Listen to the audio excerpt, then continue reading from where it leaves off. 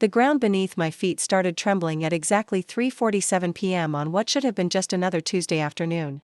I was standing next to our silver Honda Accord at Pete's Corner gas station in Riverside, California, when the earth decided to remind everyone who was really in charge. But it wasn't the 6.8 magnitude earthquake that shattered my world that day. It was watching my husband Derek Hayes drive away, leaving me stranded in a disaster zone because his precious BMW might get scratched helping in the aftermath.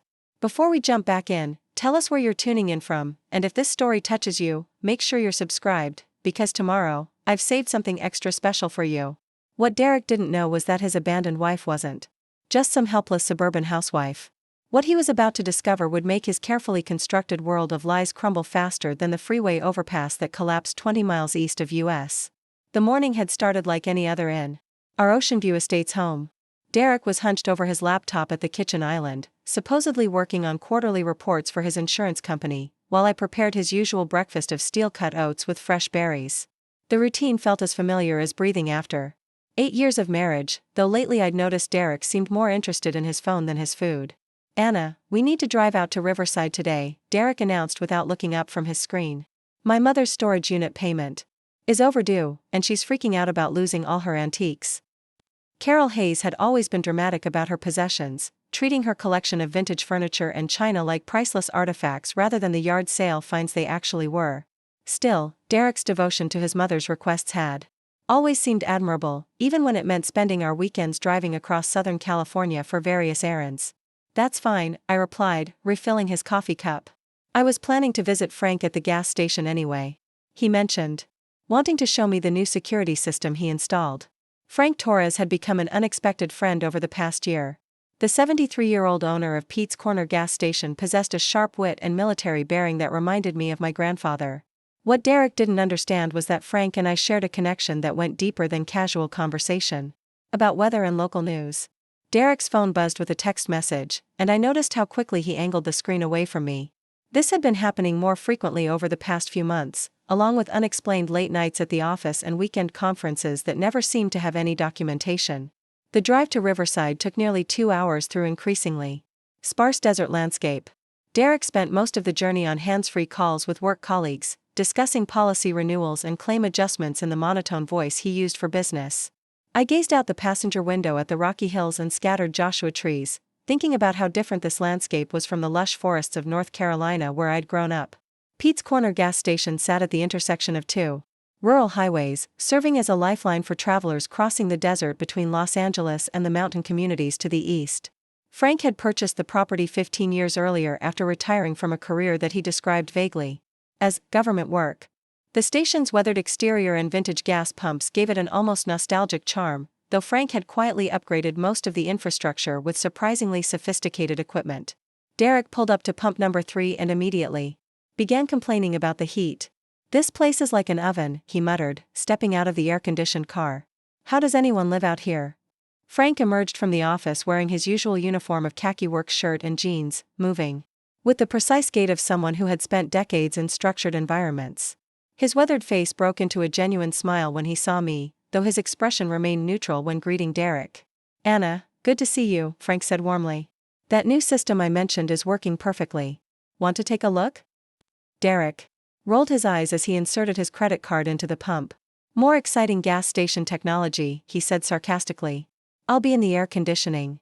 I followed Frank into the station's small office, where he had indeed installed what appeared to be a remarkably advanced security setup. Multiple high-definition monitors displayed views from cameras positioned around the property, and a sophisticated communication console sat beside his desk.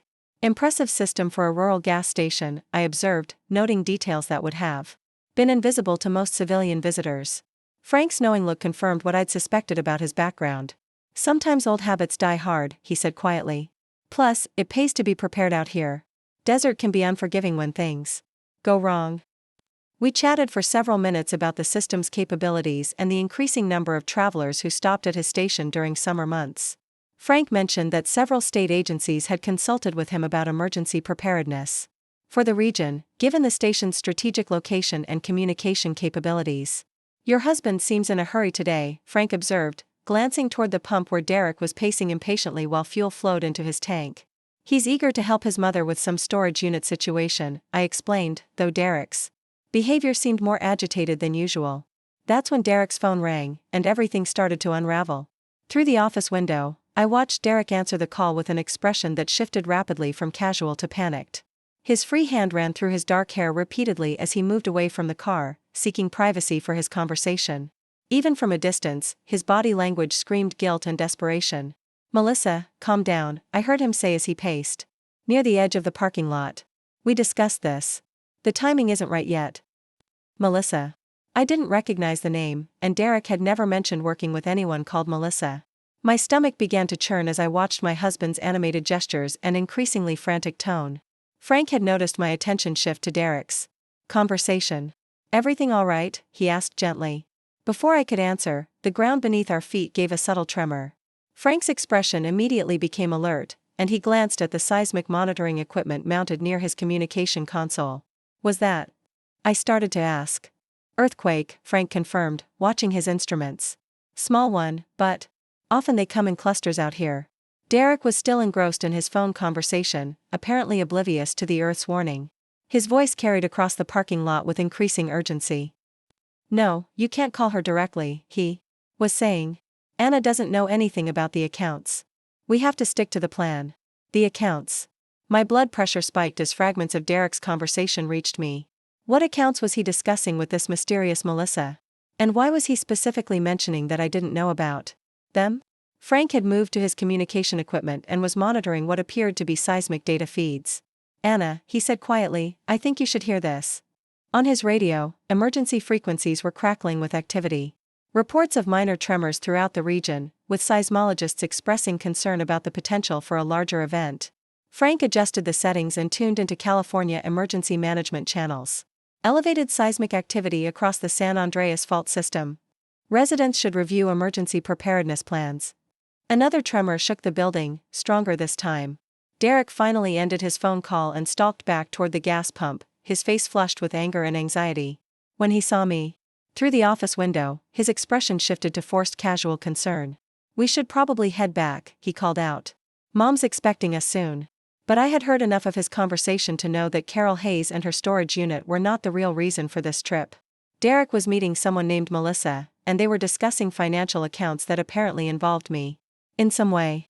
"Actually," I called back, "I'd like to stay and visit with Frank for a while longer. Why don't you go ahead to your mother's, and I'll catch a ride back later?"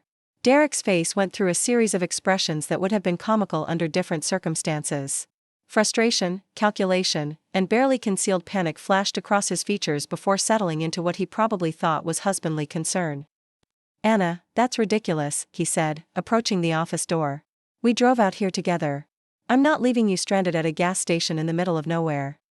Frank stepped outside, and I noticed how his posture subtly shifted into something more alert and protective. "I'd be happy to give Anna a ride back to the city later," he offered.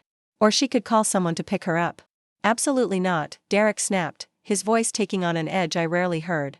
"Anna, get in the car. Now." The command in his tone triggered something deep in my training that Derek knew nothing about. Years of conditioning made me automatically assess the situation for threats and escape routes, even as the civilian part of my brain struggled to process that my husband was essentially ordering me around like a subordinate. That's when the third tremor hit, and this one was impossible to ignore. The ground rolled beneath our feet with a motion that made my inner ear scream warnings. Frank immediately grabbed the doorframe for support while Derek stumbled backward against his car. The earthquake lasted perhaps 15 seconds, but it was strong enough to set car alarms wailing across the parking lot. "That was significant," Frank said grimly, rushing back to his monitoring equipment. "At least a 5.0, maybe stronger." Emergency radio chatter exploded with reports from across the region. The earthquake had registered 6.2 magnitude within epicenter 40 miles northeast of our location. Road closures were already being reported, and emergency services were mobilizing for potential damage assessment. Derek's phone rang again, and this time he answered without moving away from us. "Melissa, I felt it too," he said urgently. "Look, I can't deal with this right now. I'll call you once I'm back in the city." But Melissa, whoever she was, apparently had other ideas. "No, Derek, you listen to me," came a woman's voice loud enough for both Frank and me to hear clearly. "The bank called about the transfer. They're asking questions about Anna's signature on the authorization forms. If they investigate, we're both finished. My world stopped spinning. Transfer? Authorization forms? What had Derek done with my signature? Derek finally noticed that Frank and I could hear every word of his conversation. His face went white as he realized the extent of his exposure. I have to go, he said quickly into the phone, but Melissa wasn't finished. Don't you dare hang up on me, Derek Hayes. You promised me that money was clean. You said Anna would never find out about the withdrawals from her military pension account. My military pension account. The account that was supposed to be our safety net for retirement. The account that Derek had helped me set up when I transitioned out of active duty 5 years ago. The account that contained my disability payments, service bonuses, and carefully invested contributions from 8 years of deployment pay. Frank was watching my face with growing concern as the implications hit me. Preparing and narrating this story took us a lot of time, so if you are enjoying it, subscribe to our channel, it means a lot to us. Now back to the story. Derek had not only been cheating on me with someone named Melissa, but they had apparently been stealing from my military benefits. Anna, Derek started, finally ending his call, I can explain everything. Can you? I asked quietly, surprised by how calm my voice sounded despite the rage building in my chest.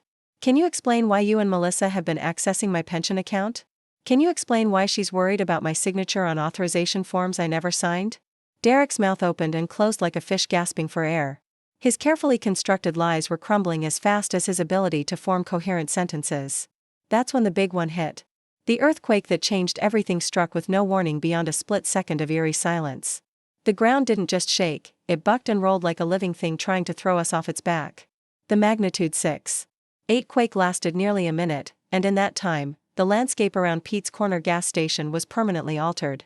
Frank's building swayed alarmingly but held together, a testament to his careful maintenance and structural upgrades. Derek's BMW, however, was not so fortunate. A section of the overhead canopy collapsed directly onto the car's roof, crushing the metal and spiderwebbing the windows. Derek stared at his destroyed vehicle with horror that seemed disproportionate to the property damage. My laptop, he whispered. All my files were in the car. Frank was already moving with military precision, checking his communication equipment and monitoring emergency frequencies. Major damage reported throughout the region, he announced. Multiple road closures, bridge inspections underway. Looks like we're going to be here for a while. Derek pulled out his phone and frantically began dialing. I need to call Melissa, he said, seemingly oblivious to how his priorities appeared to Frank and me. She needs to know about the delays. Not his wife, who had just discovered his betrayal. Not his mother, who he claimed to be helping. His first concern was updating his mistress about logistical problems that might interfere with their financial crimes. Frank caught my eye and nodded toward his office. Anna, why don't you help me coordinate with emergency services? I have a feeling we're going to be the communication hub for this area until the roads reopen. As we walked back into the building, I heard Derek behind us, already deep in conversation with Melissa about damage control and timeline adjustments. The earthquake had trapped him at the scene of his confession, but his primary concern was still protecting his schemes. What Derek didn't realize was that being stranded at Frank's gas station was the best thing that could have happened to me. Because Frank Torres wasn't just a retired government worker with an impressive security system. And Anna Carter wasn't just an abandoned military wife with a pension account worth stealing. Some secrets, once revealed, change everything. And as Derek would soon discover, the most dangerous secrets are the ones hidden by the people closest to you. The earthquake had cracked open more than just the desert floor. It had shattered the foundation of my marriage and exposed the fault lines that had been building pressure for months. Now it was time to see what happened when everything finally gave way. The aftershocks continued throughout the evening, each tremor a reminder that the ground beneath our feet could no longer be trusted.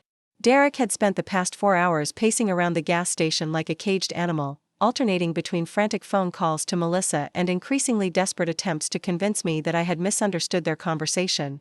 Frank's communication equipment had transformed his modest office into an emergency coordination center. Radio chatter filled the air with updates from California Highway Patrol, emergency services, and National Guard units mobilizing across the region. The main highway back to Los Angeles remained closed indefinitely due to a collapsed overpass, effectively stranding us until morning at the earliest. The whole infrastructure is compromised, Frank explained as he monitored multiple frequency channels. They're running damage assessments, but it's going to take time. Could be 12 hours, could be 24 before the roads reopen. Derek's face had grown increasingly pale as the reality of our situation sank in. This is a disaster, he muttered, staring at his crushed BMW. Melissa is expecting me back tonight. There are documents that need to be signed. What documents? I wanted to ask, but something in Frank's expression warned me to remain patient. He was listening to Derek's rambling with the focused attention of someone gathering intelligence. Anna, Derek said suddenly, as if remembering I existed, maybe you should call your sister to let her know we're okay. Use my phone since yours is dead. My phone wasn't dead. I had deliberately turned it off after hearing Derek's conversation with Melissa, wanting to think clearly without interruptions. But Derek's offer to let me use his phone struck me as suspicious, especially given how protective he had been of the device lately. That's thoughtful, I replied carefully, but I'm sure Kate is fine. She doesn't worry about earthquakes unless they're over 7.0. Frank looked up from his radio with interest. Your sister lives in earthquake country? North Carolina. I said. She's a seismologist at Duke University. Studies plate tectonics and fault systems. Derek's expression shifted to something resembling panic. You never mentioned that Kate studies earthquakes. You never asked about her work, I replied, which was true. Derek had always shown minimal interest in my family, treating my relatives like obligatory additions to his social calendar rather than people worth knowing. Frank's knowing smile suggested he understood the significance of having a seismologist sister, especially one with academic connections to research institutions. Derek, meanwhile, seemed to be calculating how this new information might affect whatever plans he had been making with Melissa. Frank, I said, settling into a chair beside his communication desk, would it be possible to contact Duke University through your system? I'd like to check on Kate, and she might have additional information about seismic activity in this region. Absolutely, Frank replied, already adjusting his equipment. University emergency networks often have the most current geological data. Derek stepped closer, clearly trying to overhear our conversation. Is that really necessary? We're not going anywhere tonight anyway. But Frank was already making contact with Duke's Emergency Communications Center. Within minutes, he had connected me with Kate's laboratory, where she was working late analyzing preliminary data from our earthquake. Anna? Kate's familiar voice crackled through the radio speakers. Are you somewhere safe? The seismic readings from your area are concerning. I'm at a gas station in Riverside with a friend who has excellent communication equipment, I assured her. We're fine, but I wanted to get your professional opinion on what we experienced. Kate's analysis was sobering. The earthquake we had felt was part of a larger seismic event that had activated multiple fault lines across Southern California. Several smaller aftershocks were expected throughout the night, and the possibility of additional major quakes remained elevated for the next 48 hours. Anna, Kate continued, given the infrastructure damage and ongoing seismic activity, you should consider staying put until the emergency services complete their assessments. Travel could be dangerous for the next day or two. Derek's phone buzzed with another text message, and I watched his face contort with frustration as he read it. Melissa is getting impatient, he announced, as if this was somehow my problem to solve. Frank had been monitoring emergency frequencies while Kate and I spoke, and now he turned to face Derek directly. Your friend Melissa wouldn't happen to be trying to drive out here, would she? Because the roads are closed to civilian traffic. Only emergency vehicles are getting through. No, Derek said quickly. She's staying in the city. Just worried about us, you know. But his phone rang again almost immediately, and this time Derek stepped outside to take the call. Through the office windows, I could see him gesturing frantically as he spoke. Interesting woman, this Melissa, Frank observed quietly. Very persistent. Kate's voice came back through the radio. Anna, while I have you on secure communications, there's something else you should know. I've been tracking some unusual financial activity lately that might interest you. My stomach dropped. What kind of financial activity? Someone has been making inquiries about military pension databases and disability payment systems. The queries came through academic networks, supposedly for research purposes, but they were specifically targeting individual account information rather than aggregate data. Frank and I exchanged glances. The timing of Kate's discovery, combined with Melissa's earlier comments about my pension account, couldn't be coincidental. Kate, I said carefully, would these inquiries have been sophisticated enough to access specific account details? Potentially, yes. Especially if someone had legitimate authorization documents or convincing forgeries. Anna, you should check your military accounts immediately. Derek returned from his phone call looking even more agitated. Melissa says there's been some confusion at the bank, he announced. Something about verification procedures for the account transfers. Frank was already setting up a secure internet connection through his communication system. Anna, why don't you log into your accounts and verify that everything is in order? Just to put Derek's friend's mind at ease. Derek's face went white. That's not necessary. The bank confusion is probably just standard post-earthquake protocols. Financial institutions get paranoid about security during emergencies. But I was already accessing my military pension account through Frank's secure connection. What I found made my hands shake with rage. Over the past 6 months, someone had systematically withdrawn nearly $40,000 from my account. Through electronic transfers. Each withdrawal had been accompanied by authorization forms bearing what appeared to be my signature, but I had never signed any such documents. The transfers had been made to an account belonging to something called Riverside Financial Consultants. Derek's last name combined with what must be Melissa's surname. Frank was reading over my shoulder, and his expression had shifted into something coldly professional. Anna, I think you need to see this. He pointed to the transaction details, which showed that the most recent transfer had been scheduled for tomorrow morning. The amount was substantial, $12,000, representing nearly my entire quarterly disability payment. Derek, I called out, my voice deadly calm. Could you come here please?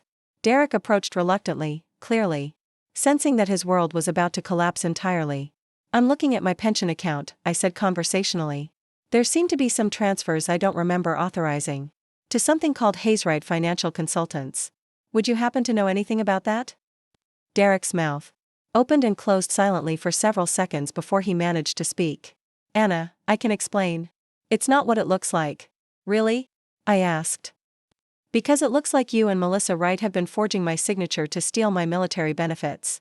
Frank had moved to his radio equipment and was quietly making contact with what sounded like federal law enforcement agencies.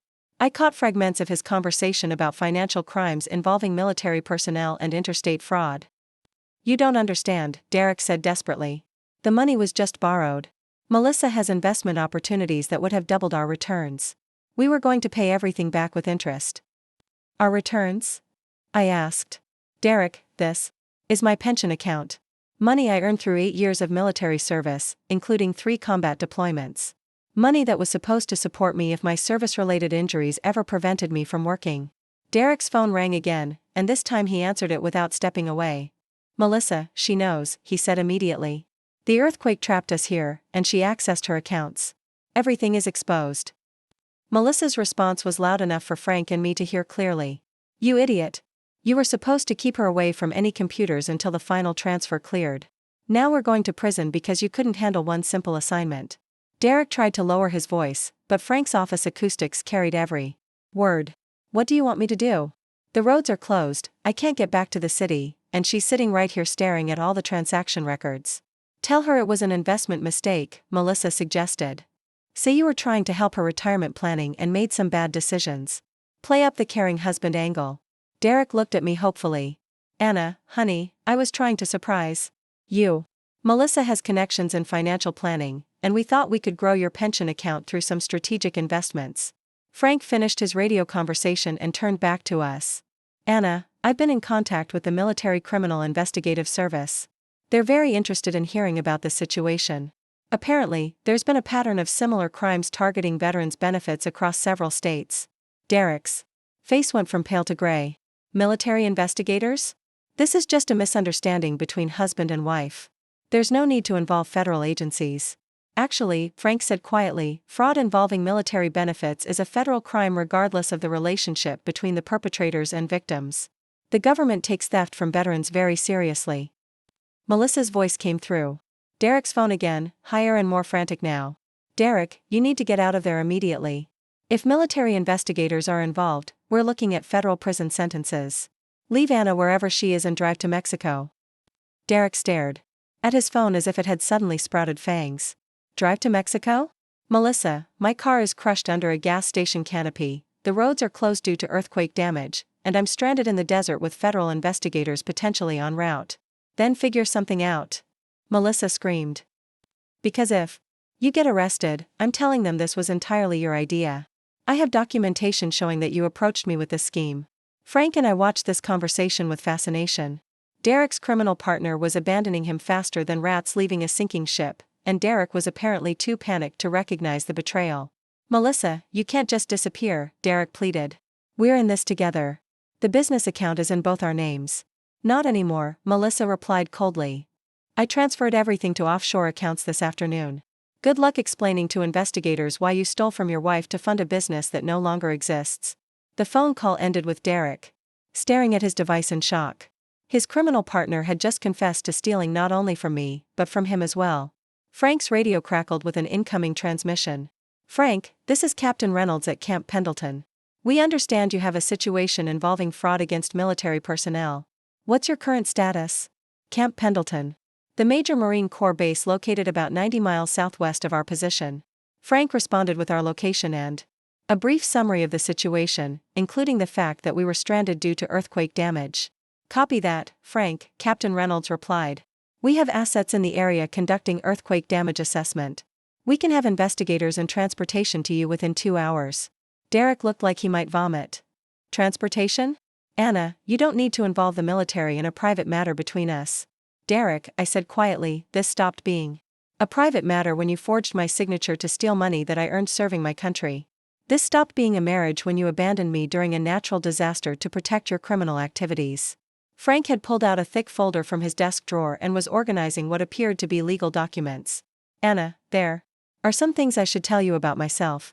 And some resources that might be available to you that Derek doesn't know about. Derek's phone buzzed with a text message. He read it and his face somehow managed to become even paler. Melissa emptied our joint checking account, he whispered. Everything we had saved for the business is gone. What business? I asked. Derek looked at me with the expression of a man watching his life disintegrate in real time. Riverside Financial Consultants was supposed to be our retirement plan. We were going to use the initial capital from your pension to establish a client base, then pay everything back once we were profitable. You mean you were going to steal my military benefits to start a business that you plan to own with your mistress, then maybe pay me back if it worked out?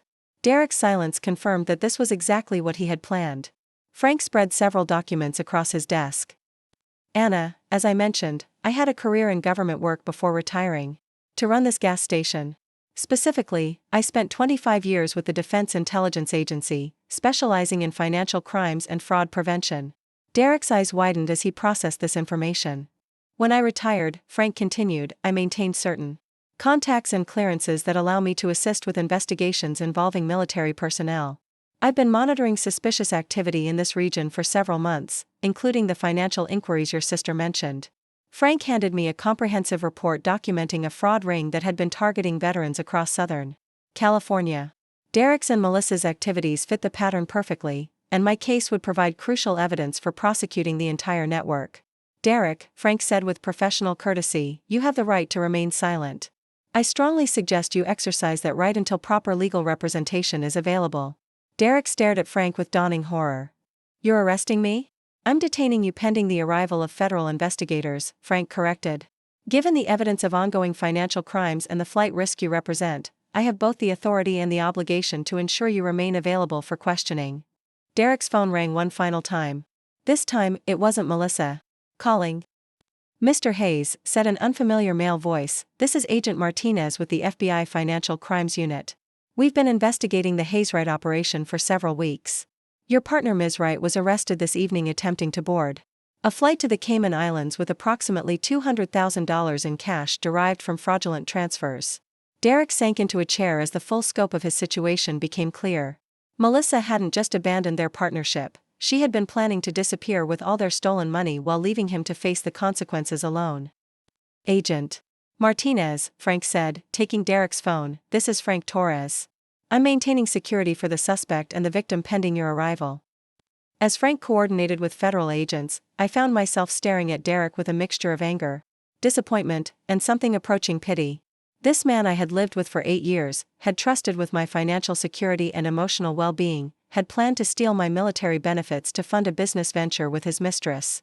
But as devastating as his betrayal was, I was beginning to realize that Derek had made one crucial miscalculation. He had assumed that Anna Carter, suburban housewife, would be an easy victim. He had no idea who he was really dealing with. The radio crackled with another transmission from Camp Pendleton. Frank, this is Captain Reynolds again. We're accelerating our response timeline. Helicopter transport will be at your location within 90 minutes. Derek looked up sharply. Helicopter? Frank smiled grimly. Anna, I think it's time you Told Derek about your actual military background. Since he's going to find out anyway when the investigators arrive. Derek turned to me with confusion and growing dread. What military background? You were a communications specialist. You processed paperwork and maintained radio equipment. I met his eyes directly, feeling a calm certainty settle over me as I prepared to reveal the truth that would change everything Derek thought he knew about his wife. Derek, I said quietly, I was never a communications specialist. The silence that followed my statement stretched like a taut wire ready to snap. Derek stared at me with the expression of someone trying to solve a puzzle with pieces that no longer fit together. Frank, meanwhile, had moved to a locked cabinet and was retrieving what appeared to be official documentation. What do you mean you were never a communications specialist? Derek asked slowly, as if speaking the words carefully might make them less threatening.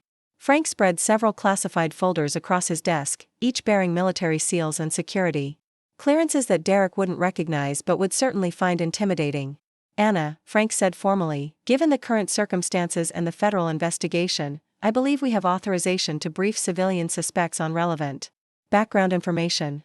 I took a deep breath, feeling years of carefully maintained cover identity dissolving like morning fog. Derek, for the past 5 years of our marriage, you believed I was Anna Carter, former Army communications specialist who processed routine paperwork at Fort Bragg. That was my cover identity. Derek's face cycled through confusion, disbelief, and growing alarm. Cover identity? Anna, what are you talking about? Frank handed me a folder marked with classifications that made Derek's eyes widen. Anna Carter is indeed my legal name now, I continued, but during my military service, I was Staff Sergeant Anna Martinez, United States Army Special Operations Command. Specifically, I was a member of the 75th Ranger Regiment's Intelligence and Reconnaissance Unit.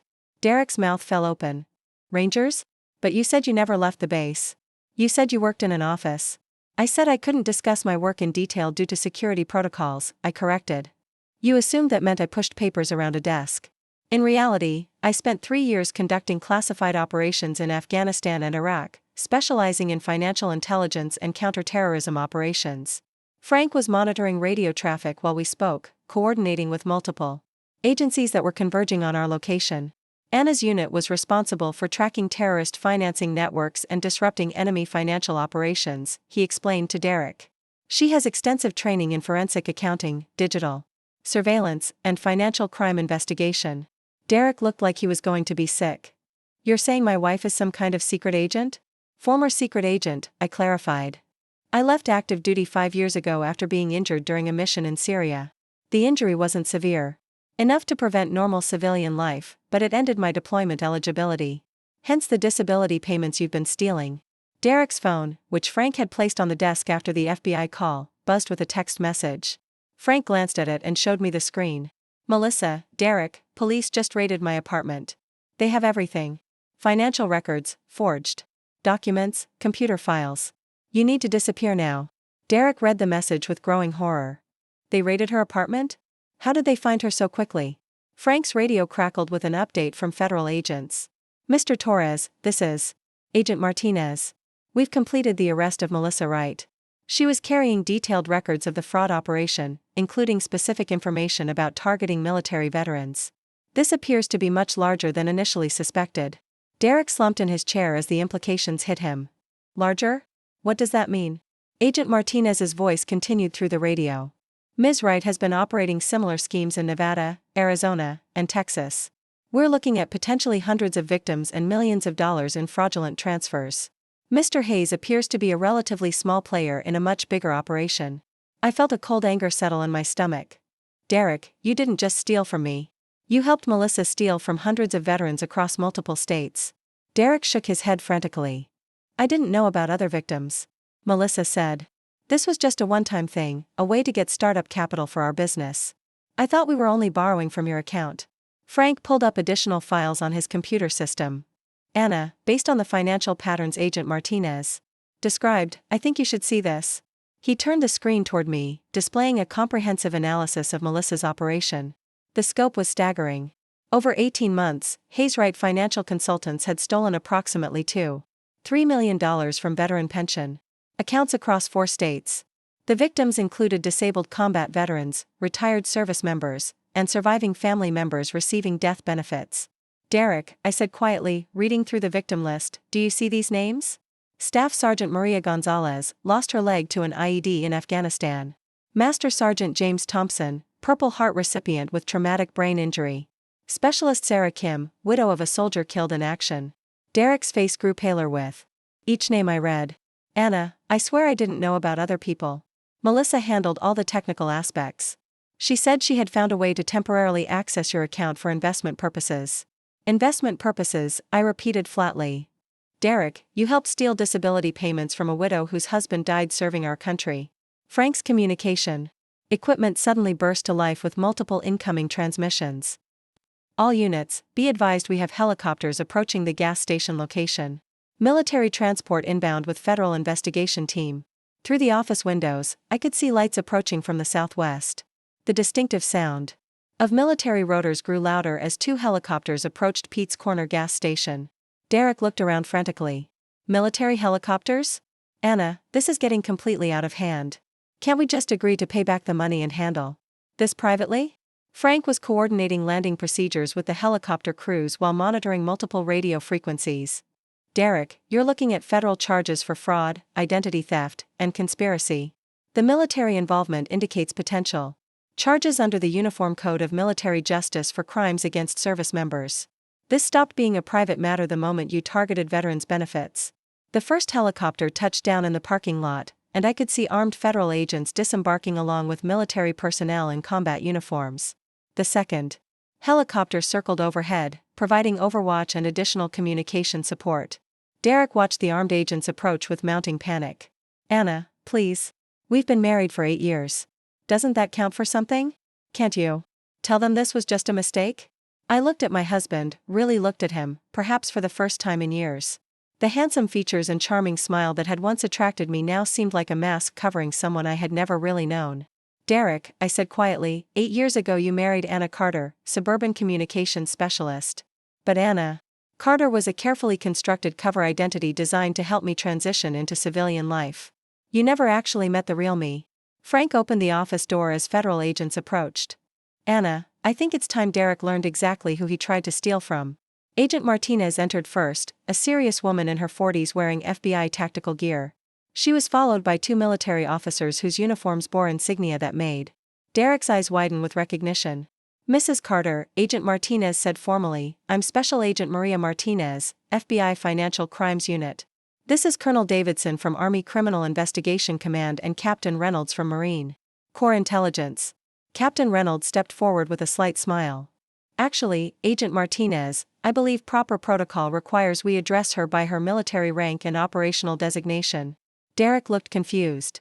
Operational designation? Colonel. Davidson consulted a classified folder before speaking directly to me. Staff Sergeant Martinez, on behalf of Army Special Operations Command, I'm authorized to inform civilian parties that your cover identity is being terminated due to the criminal investigation requiring disclosure of your actual service record. Agent Martinez turned to Derek with professional courtesy. Mr. Hayes, you should understand that your wife served with distinction in some of the most classified and dangerous operations conducted by United States Special Forces. Her expertise in financial intelligence made her particularly valuable in tracking terrorist funding networks. Derek stared at me as if seeing a stranger. Terrorist funding networks? Captain Reynolds opened another classified file. Staff Sergeant Martinez was instrumental in disrupting millions of dollars in terrorist financing operations. Her work directly contributed to the capture of several high-value targets and the prevention of multiple planned attacks against American interests. Colonel Davidson added, she received numerous commendations for valor and excellence in extremely hazardous conditions. The injury that ended her active duty occurred during a classified operation that I cannot discuss, but I can say that her actions during that mission saved the lives of her entire unit. Derek was staring at me with complete bewilderment. Anna, is this really true? Every word, I confirmed. The communications specialist story was necessary for operational security. Many special operations personnel maintain cover identities after leaving active duty to protect themselves and their families from potential retaliation. Agent Martinez had been reviewing files while the military officers briefed Derek. Mrs. Carter, based on your background and the scope of this investigation, we'd like to request your assistance in analyzing the financial evidence we've recovered from Ms. Wright's operation. Frank looked up from his communication equipment. Agent Martinez, I should mention that Anna has been working informally with my security monitoring over the past several months. We've been tracking suspicious activity in financial networks targeting veterans. Derek's head snapped toward me. You've been investigating financial crimes? While we were married? I've been monitoring potential threats to veteran communities. I corrected. It's something many of us do after leaving active duty. We look out for each other. Captain Reynolds was coordinating with his helicopter crew through a tactical radio. Staff Sergeant Martinez, we have authorization to transport you to Camp Pendleton for a full briefing on the investigation. Your expertise in financial intelligence would be invaluable in tracking the full extent of this fraud network. Derek stood up suddenly, looking panicked. Wait, you're taking Anna away? What about me? Agent Martinez answered matter-of-factly. Mr. Hayes, you'll be transported separately to federal detention facilities pending arraignment on fraud charges. Given the multi-state nature of the crimes and the amounts involved, you're looking at potentially decades in federal prison. Derek's face went white. Decades? But I was just trying to help with retirement planning. Colonel Davidson consulted his files again. Mr. Hayes, according to our analysis, you personally benefited from approximately $60,000. Stolen from your wife's military pension account. Additionally, you participated in fraudulent activities that targeted over 300 veterans across 4 states. Agent Martinez continued, the conspiracy charges alone carry a potential sentence of 20 years. Add identity theft, wire fraud, and targeting protected classes of victims, and you're looking at life-altering consequences. Derek turned to me desperately. Anna, please. You can't let them do this to me. We're married. There has to be some kind of spousal protection. Frank had been quietly coordinating with multiple agencies while we talked. Now he looked up with information that made Derek's situation even worse. Derek, Frank said grimly, Agent Martinez just received confirmation that Melissa Wright has agreed to cooperate fully with federal investigators in exchange for a reduced sentence. She's providing detailed information about every aspect of the fraud operation, including your level of involvement. Derek slumped back into his chair. She's testifying against me? According to the preliminary debriefing, Agent Martinez confirmed, Ms. Wright claims that you were the primary recruiter for the operation. She alleges that you specifically targeted your wife because of her military background and the substantial pension benefits available. Derek's mouth fell open. That's not true. She approached me. Melissa said she had connections that could help us invest Anna's pension money for better returns. Captain Reynolds exchanged glances with Colonel Davidson. Mr. Hayes, do you have any documentation supporting your version of events? Derek reached for his phone, then remembered that his laptop with all his files had been destroyed when the gas station canopy collapsed on his car. Everything was in my computer. All the emails and communications with Melissa. Frank had been monitoring recovery operations around the damaged vehicle. Derek, I'm afraid the laptop was completely destroyed in the collapse. Water damage from broken pipes, plus structural debris. Nothing is recoverable. Agent Martinez made notes in her file. So you have no evidence to contradict Ms. Wright's testimony that you initiated the fraud scheme? Derek looked around the room desperately, seeking some lifeline that didn't exist. His criminal partner had not only stolen money from him but was now blaming him for the entire operation. His alibi evidence was destroyed in the earthquake. And his wife, whom he had planned to victimize, had turned out to be a trained federal investigator with extensive law enforcement connections. Anna, Derek said quietly, what happens to us now? I met his eyes directly, feeling the weight of 8 years of marriage dissolving into clarity about what needed to happen next. Derek, I said calmly, there is no us anymore.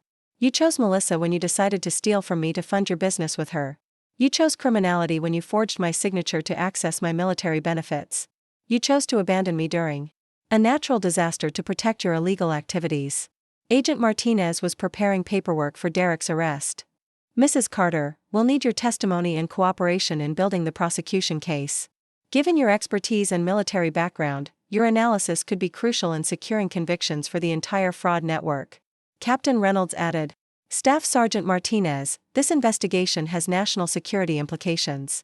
Some of the targeted veterans had access to classified information, making this potentially more than just financial fraud. Derek listened to this exchange with growing horror as he realized the full scope of what he had become involved in. What he had thought was a simple get-rich-quick scheme was actually a sophisticated operation with potential links to national security threats. Frank's radio crackled with an urgent transmission. All units, be advised we have additional suspects attempting to flee the Los Angeles area. This operation is expanding rapidly. Agent Martinez looked up from her paperwork. Mr. Hayes, I'm going to advise you one final time that you have the right to remain silent and the right to legal representation. Given the charges you're facing and the cooperation Ms. Wright is providing, you might want to consider what information you can offer investigators. Derek stared at me one last time, perhaps hoping to see some trace of the woman he thought he had married. But Anna Carter, the suburban housewife who processed military paperwork, had never really existed. What he was looking at now was Staff Sergeant Anna Martinez, veteran of classified special operations missions, expert in financial intelligence and fraud investigation, and someone who had spent years tracking enemies far more dangerous than a small-time insurance salesman with delusions of easy money. The earthquake that had trapped us together at Frank's gas station had done more than crack the desert floor. It had shattered Derek's carefully laid plans and exposed him to consequences he had never imagined possible.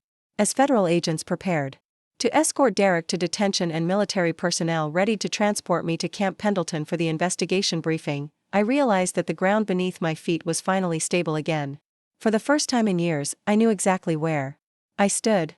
The helicopter ride to Camp Pendleton gave me 45 minutes to process the seismic shift my life had just undergone. Below us, the California landscape stretched endlessly, dotted with emergency vehicles responding to earthquake damage. But the destruction visible from the air paled in comparison to the wreckage of my marriage and the criminal network that Derek had entangled himself in. Captain Reynolds sat across from me in the military transport, reviewing classified files through noise-canceling headphones. Occasionally he would glance up and nod, as if confirming details about my service record that only a few people were authorized to know. At Camp Pendleton, I was escorted to a secure briefing facility where the full scope of the investigation was laid out in stark detail. Agent Martinez had been joined by additional FBI personnel, representatives from the Department of Veterans Affairs, and military intelligence officers whose presence indicated this case had implications far beyond simple financial fraud. Staff Sergeant Martinez, began Colonel Davidson, we need your assessment of the financial intelligence patterns we've uncovered. Your experience in tracking terrorist funding networks makes you uniquely qualified to analyze what we're seeing. The briefing room's walls were covered with network analysis charts, financial flow diagrams, and suspect photographs that painted a disturbing picture. Melissa Wright's operation wasn't just stealing from individual veterans, it was part of a systematic effort to compromise military personnel with access to sensitive information. The targeting is too sophisticated for random fraud, I observed, studying the victim selection patterns. Someone with inside knowledge identified veterans with specific security clearances and financial vulnerabilities. Agent Martinez highlighted several cases on the display screen. That's our assessment as well. Look at these victims: Marine Corps intelligence analysts, Army communications specialists, Navy cryptographers. All people with ongoing access to classified systems despite being retired or disabled. The implications were staggering. Derek had unknowingly become part of what appeared to be a foreign intelligence operation designed to compromise American military personnel through financial coercion.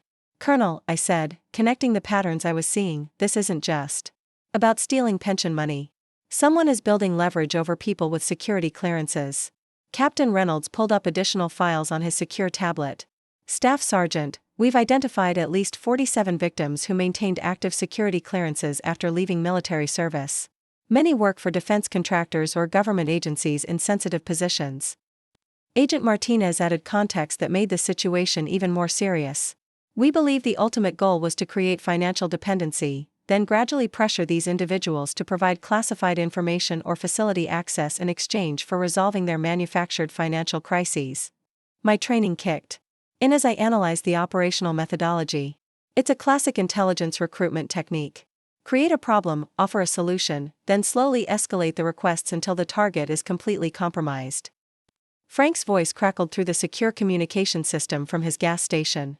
Military Command, this is Torres. I have an update on the suspect Derek Hayes. He's been attempting to contact additional parties since the FBI agents took him into custody. Colonel Davidson activated the communication link. Frank, what kind of contacts?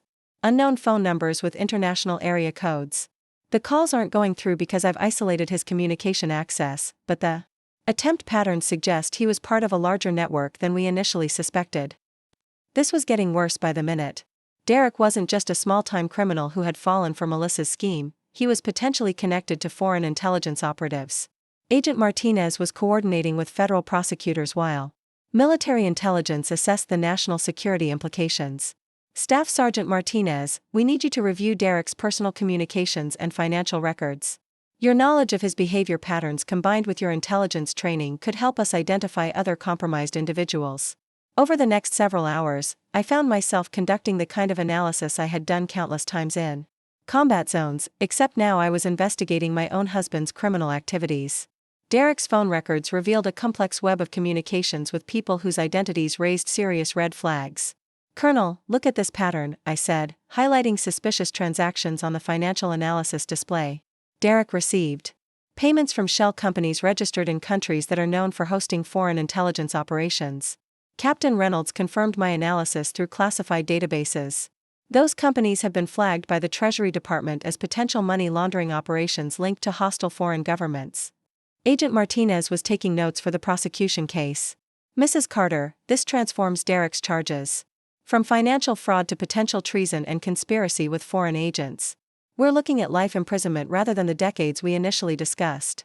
The secure phone rang with a priority call from FBI headquarters. Agent Martinez answered with the encryption protocols, then put the call on speaker. Agent Martinez, this is Deputy Director Morrison. We've arrested 6 additional suspects based on the intelligence Staff Sergeant Martinez provided. This operation spans 12 states and involves an estimated $50 million in fraudulent transfers. $50 million. The scope of what Derek had become involved in was staggering. Deputy Director, I interjected, based on the operational patterns I'm seeing, I believe there are additional cells that haven't been identified yet. The methodology is too sophisticated and coordinated for the suspects we've arrested to be the entire network. Deputy Director Morrison confirmed my assessment. Staff Sergeant, we're hoping you'll consider temporary reactivation to assist with the full investigation. Your expertise in financial intelligence and personal knowledge of the suspects makes you invaluable to this case. Temporary reactivation. The possibility of returning to active duty, even briefly, felt like stepping back into a world where I knew exactly who I was and what I was capable of achieving. Sir, I replied formally, I'm prepared to serve as needed to protect national security and pursue justice for the veterans who were targeted by this operation. Colonel Davidson handed me reactivation paperwork that had apparently been prepared in anticipation of my agreement. Staff Sergeant Martinez, you'll be attached to the Joint Terrorism Task Force with temporary rank restoration and full security clearance reinstatement. Agent Martinez coordinated the logistics. We'll need you to confront Derek directly. Your personal relationship and knowledge of his psychology could be crucial in getting him to reveal information about his handlers and the broader network. The idea of facing Derek again as an active military investigator rather than his victimized wife felt like stepping into armor I had forgotten I possessed. Frank's voice came through the communication system again. Military Command, Derek Hayes is asking to speak with Anna. He claims he has information about the operation that he'll only share with her. Colonel Davidson looked at me questioningly. Staff Sergeant, are you prepared for tactical interrogation of the suspect? I felt the familiar calm focus that had carried me through dangerous missions in hostile territory. Yes, sir. Let's find out what Derek really knows. The confrontation was arranged in a secure interview room at Camp Pendleton. Derek was brought in wearing federal detention clothing, flanked by FBI agents and military security personnel. When he saw me in military uniform with my rank insignia restored, his face went through a series of expressions that ranged from shock to fear to desperate hope. Anna, he said quietly, you look different. I am different, I replied formally. I'm Staff Sergeant Martinez, United States Army Special Operations Command, currently attached to the Joint Terrorism Task Force investigating your criminal activities. Derek glanced nervously at the recording equipment and the federal agents observing our conversation. Anna, I need you to understand that I never meant for things to go this far. When Melissa first approached me, she said it was just a simple investment opportunity. Agent Martinez consulted her files. Mr. Hayes, according to our investigation, you received payments totaling over $15,000 from foreign shell companies. That suggests a level of involvement beyond simple investment mistakes. Derek's face paled. Foreign companies? Anna, I swear I didn't know about any foreign connections. Melissa handled all the technical details. I leaned forward, using interrogation techniques I had learned during my military service. Derek, we have evidence that you communicated with individuals in countries that actively conduct intelligence operations against the United States. Your phone records show patterns consistent with espionage activity. Derek's hands shook as he processed this information. Espionage? Anna, I'm an insurance salesman from Oceanview Estates. I sell car and home policies to suburban families. I don't know anything about espionage. Captain Reynolds activated a display screen showing Derek's communication patterns. Mr. Hayes, these phone numbers you contacted belong to individuals on federal watch lists for suspected foreign intelligence activities. Derek stared at the screen in horror. Those numbers came from Melissa. She said they were potential investors for our financial consulting business. Agent Martinez made notes while I continued the interrogation. Derek, what specific instructions did these investors give you about targeting military veterans? Derek's voice became almost inaudible. They said veterans were ideal clients because they had steady pension income and were often trusting of people who showed interest in helping them maximize their benefits. The tactical psychology was becoming clear. Derek had been recruited as an unwitting asset, manipulated through his relationship with Melissa to target specific categories of military personnel. Derek, I continued, did anyone ever ask you about my military background or security clearance? Derek hesitated, then nodded reluctantly. Melissa asked a lot of questions about your service. She wanted to know what kind of work you had done, what clearances you might have had, whether you still had contacts in the military. Agent Martinez and I exchanged glances. This confirmed that I had been a primary target, not just a convenient victim. Mr. Hayes, Agent Martinez interjected, you're facing federal charges that could result in life imprisonment. However, your cooperation in identifying other targets and providing information about the network could significantly reduce your sentence. Derek looked at me desperately. Anna, what should I do? I never intended to hurt anyone, especially not you. I maintained my professional demeanor despite the personal pain of seeing my marriage revealed as an elaborate targeting operation. Derek, you need to tell these agents everything you know about Melissa's contacts, the investment scheme, and any other people involved in the operation. Derek spent the next 3 hours providing detailed information about his recruitment by Melissa, the financial transfers he had facilitated, and the various individuals who had been presented to him as investors or business partners. Each revelation painted a picture of a sophisticated intelligence operation that had used his legitimate insurance business as cover for targeting military personnel. Agent Martinez coordinated with federal prosecutors while Derek's debriefing continued. Staff Sergeant Martinez, based on the information Mr. Hayes is providing, we're going to need to conduct additional arrests and investigate potential security breaches at several military installations. The scope of the investigation was expanding rapidly. What had started as Derek abandoning me at a gas station during an earthquake had revealed a foreign intelligence operation that threatened national security. Colonel Davidson updated me on the broader implications. Staff Sergeant, the Department of Defense is treating this as a potential breach of classified systems. Your reactivation may extend beyond this investigation if we discover ongoing security compromises. Derek finished his formal statement and was returned to federal custody pending trial. As the agents escorted him from the interview room, he looked back at me one final time. Anna, he said quietly, I'm sorry for everything. I watched my husband of 8 years being led away in handcuffs, knowing that the man I had married had never really existed. Derek Hayes, charming insurance salesman and loving husband, had been as much of a fabrication as Anna Carter, suburban military wife. Agent Martinez approached me as the interview room cleared. Staff Sergeant Martinez, we have one more development you need to know about. While you were conducting the interrogation, we arrested Melissa Wright's handler. She handed me a classified file with photographs that made my blood run cold. The man identified as Melissa's handler was someone I recognized from my classified operations in Syria. A foreign intelligence operative who had been responsible for attacks against American military personnel. This wasn't just about stealing pension money anymore. Derek had unknowingly helped the same people who had tried to kill me and my unit during our deployment. The earthquake that had trapped us at Frank's gas station had done more than expose Derek's betrayal. It had uncovered an active foreign intelligence operation targeting the very people who had served alongside me in combat. Now it was time to finish what they had started. 3 weeks after the earthquake that changed everything, I stood on the observation deck of a federal courthouse in Los Angeles, watching Derek being led away in shackles after his sentencing hearing. The judge had handed down 25 years in federal prison for conspiracy, fraud, and providing material support to foreign intelligence operations.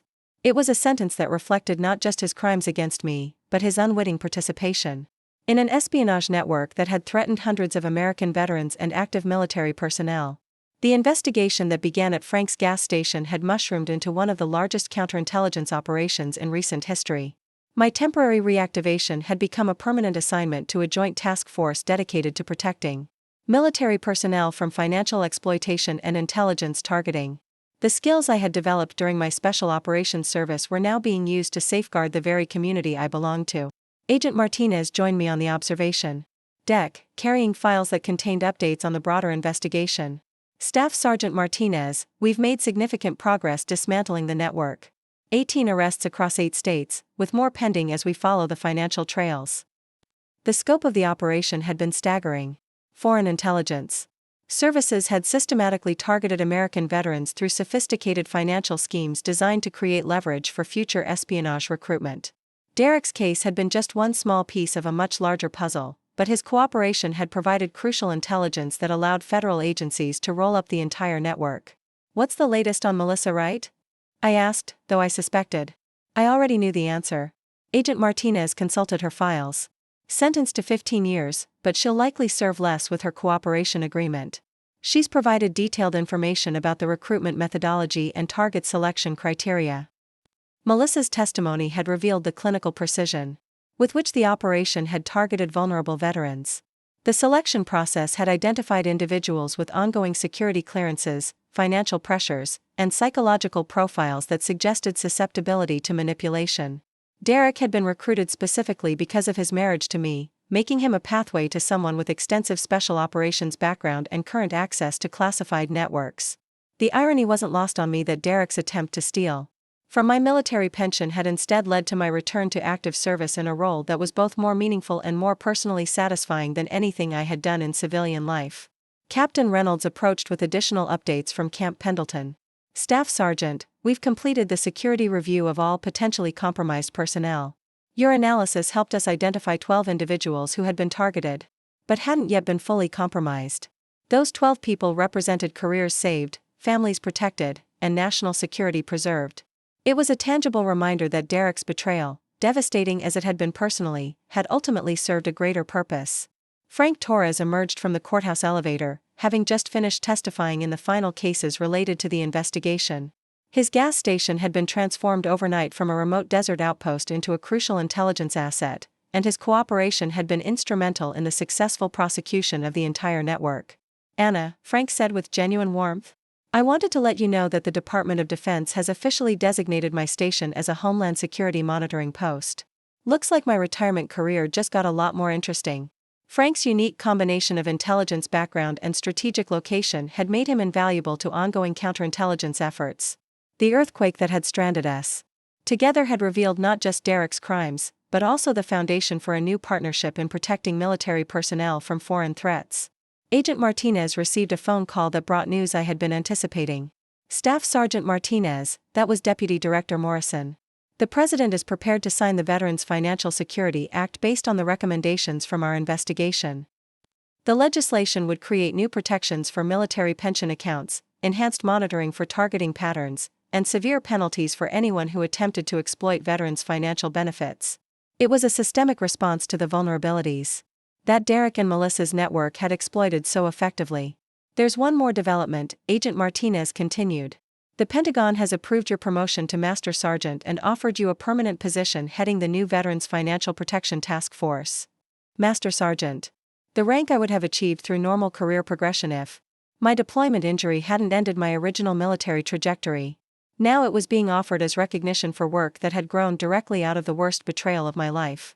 I looked out over the Los Angeles skyline, thinking about the journey that had brought me to this moment. 6 months ago, I had been Anna Carter, suburban housewife living a carefully constructed civilian identity while my husband systematically stole my military benefits to fund his affair and unwittingly assist foreign intelligence operations. Today, I was Master Sergeant Anna Martinez, leading federal efforts to protect the veteran community from the kind of exploitation I had experienced personally. The transformation felt like emerging from a chrysalis I hadn't even realized I was trapped inside. My phone buzzed with a text message from an unknown number.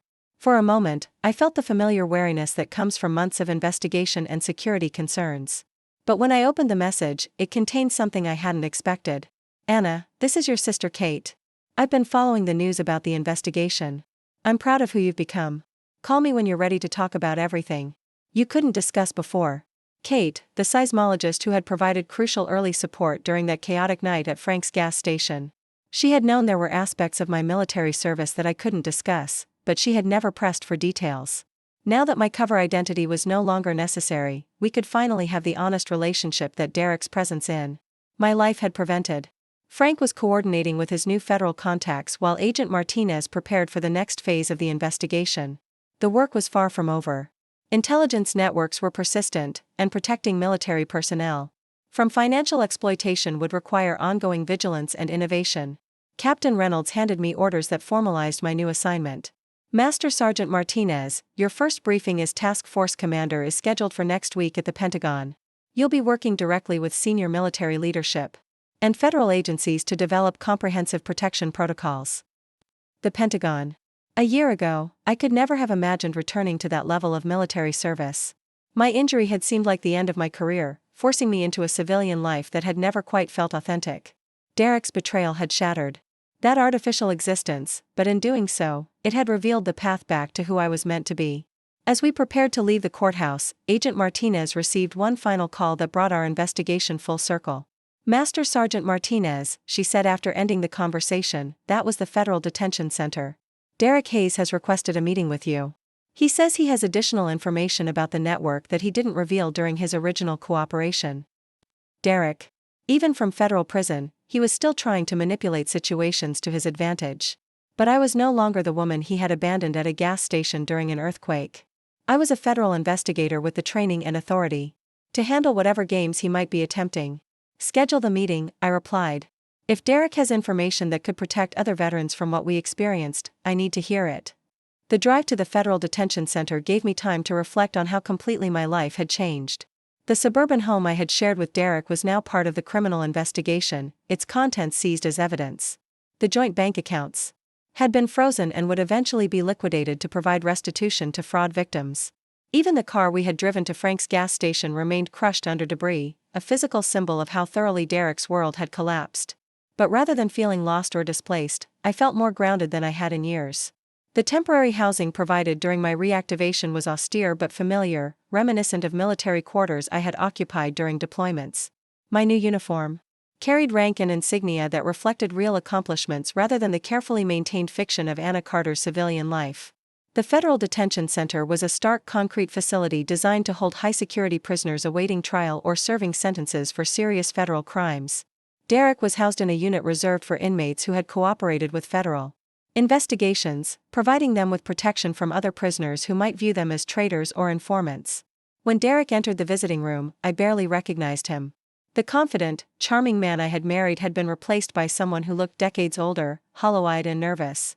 Federal prison had stripped away the facade he had maintained throughout our marriage, revealing someone I had never really known. Anna, Derek said quietly, settling into the chair across from me. Thank you for coming. I wasn't sure you would agree to see me.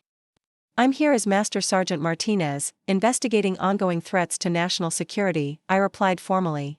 Agent Martinez indicated you have additional information about the intelligence network. Derek winced at my tone but nodded. There are things I didn't tell the investigators during my original debriefing. Information I was too scared to reveal because I thought it might make my situation worse. I activated the recording equipment provided by federal marshals. Derek, this conversation is being recorded and will be shared with appropriate federal agencies. Do you understand and consent to that?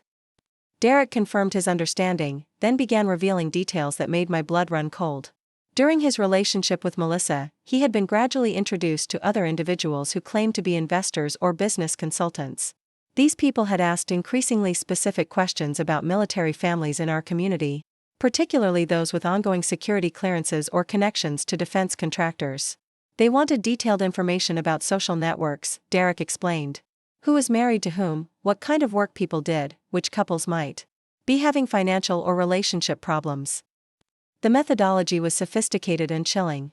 The intelligence network hadn't just been targeting individual veterans, they had been mapping entire military communities to identify vulnerabilities and recruitment opportunities. Derek, I said, maintaining professional composure despite my anger, did you provide them with information about other military families in our neighborhood? Derek's silence confirmed what I already suspected. He had essentially conducted surveillance on our entire community, gathering intelligence that could be used to target other veterans and their families. I need names, I continued. Everyone you spoke with, everyone you provided information about, every detail you can remember. Over the next 2 hours, Derek provided a comprehensive briefing that would require extensive follow-up investigation. The network had been more extensive and more persistent than federal agencies had initially understood. Derek's cooperation would be crucial in protecting other potential victims. As our meeting concluded, Derek made one final attempt at personal connection. "Anna, I know I destroyed our marriage and betrayed your trust. But I need you to know that I never stopped loving you." I looked at this man who had shared my life for 8 years, feeling something that might have been pity if it hadn't been overwhelmed by contempt for what he had chosen to become. "Derek," I said quietly, "you never loved me. You loved Anna Carter, a fictional character I created to blend into civilian life. You never even tried to know who I really was." Derek's face showed confusion and hurt, but also the dawning recognition that he had indeed fallen in love with an illusion. "Master Sergeant Anna Martinez is someone you never met," I continued. "She's someone who devoted her life to protecting this country and the people who serve it. She's someone who would never have tolerated the kind of betrayal you inflicted."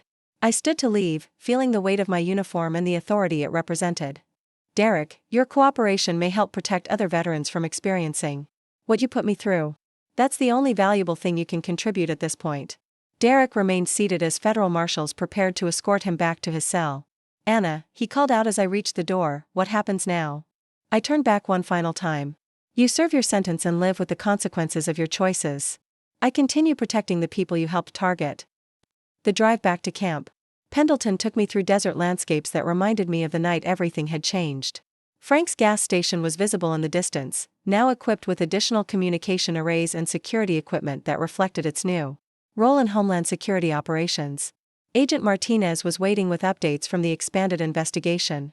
Derek's additional information had provided leads that were already generating arrests and uncovering previously unknown cells of the intelligence network. "Master Sergeant Martinez," she reported, "we've identified at least 30 additional potential targets based on the information Derek provided. We'll need to conduct security reviews and potential relocations for families that may have been compromised.